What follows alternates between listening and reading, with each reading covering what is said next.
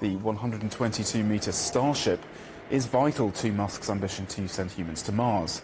It took off successfully, but then things started to go wrong. First, its booster exploded after it detached, and then ground control lost data around 10 minutes in.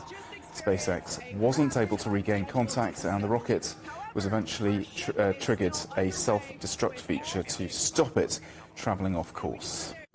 Oh dear, well, joining us now is James Head, Professor of Geological Sciences at Brown University in the United States, and he's trained astronaut crews in geology and surface exploration and participated in the selection of landing sites for the Apollo moon program. Welcome back to CGTN, Professor Head. Good to see you again. SpaceX, they're billing this as a success, but it doesn't exactly seem to have gone very well. What's your assessment? Is this a big setback for SpaceX and Elon Musk?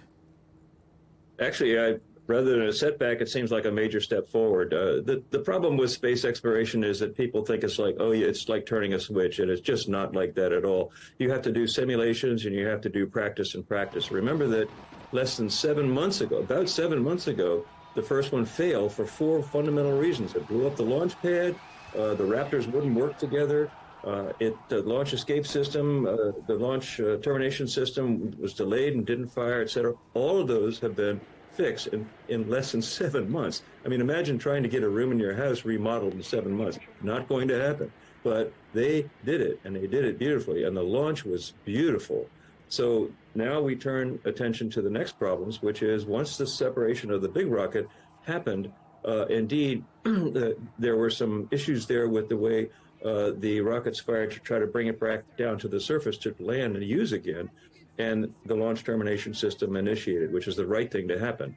And then as the rocket continued on, it flew beautifully for a long period of time until it was lost contact, and the termination system was... So explosions are real. That's what's supposed to happen. So, you know, looking back to the Apollo days, we had 21 robotic missions before Neil Armstrong set foot on the moon. And the first 6 Ranger missions, we couldn't even hit the moon. We couldn't hit the moon, that big gold thing up there in the sky. So this is a normal kind of sequence of events. And, you know, it was a major successful day for SpaceX. And now they'll move on, just like they did with the previous one, and solve their attention you know, to these outstanding problems. So I'm excited. I was really emotionally very excited to see the success so far. Oh, good. Well, it does put things into perspective for us that this is incredibly challenging work, and this is a step forward. It is progress, even though there has been delays and difficulties and setbacks.